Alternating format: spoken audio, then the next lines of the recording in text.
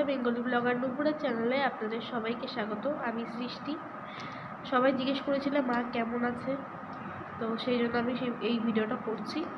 কালকে মাকে ব্লাড দেওয়া হয়েছিল 30 তারিখ, মানে কালকে ব্লাড দেওয়া হয়েছিল। 1 তারিখ দুপুরবেলা মা ভর্তি হয়েছিল।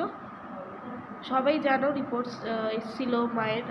যখন মার শরীরটা খারাপ ছিল তখন ডক্টর বলেছিল যে টেস্ট করাতে, সেই রিপোর্টসগুলো এসেছিলো। তো মায়ের রক্ত খুবই কম ছিল, 6.6 সামথিং ছিল। তো সেটার জন্য তোমার ডক্টর ভর্তি নিয়েছিল, ব্লাড নিয়েছে। আজকে ডক্টরের সাথে সকালবেলা বাবার কথা হয়েছে। ডক্টর বললো যে একদিন দেখবে, যদি ব্লাড সেই অনুযায়ী থাকে তাহলে তোমার ব্লাড দিতে হবে না, আর যদি ব্লাড দিতে হয় তাহলে আবার নিয়ে আসতে হবে।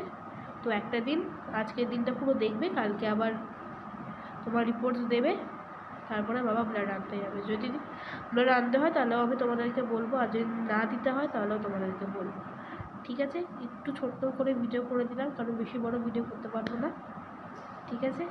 টাটা। তোমরা সবাই প্রে করো আমার মা যাতে তাড়াতাড়ি সুস্থ হয়ে যায়। আর থ্যাংক ইউ সো মাচ যারা যারা ফোন করেছিলে, মেসেজ করেছো, কমেন্ট করেছো, সবাই। আমি সবার নাম নিচ্ছি না, কারণ অনেকের নাম আমি জানি না, অনেককে আমি চিনি না, তো সেই জন্য আমি সবার নাম নিচ্ছি না। বাট হ্যাঁ, যাদের নাম জানি আমি তাদের নামটা নিচ্ছি।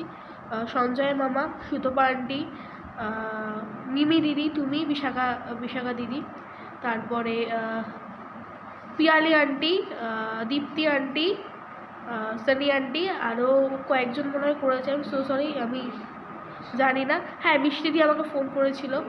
অনুরাধা আন্টি, মানে বেঙ্গলি ব্লগার পিঙ্কি মাসি, সরি আন্টি বলছি।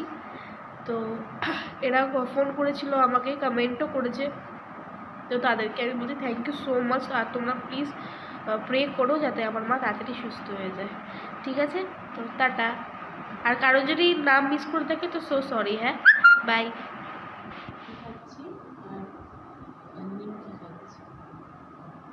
এই বাবা কিনে দিয়েছে, কফি খাচ্ছে আর ইয়ে খাচ্ছে।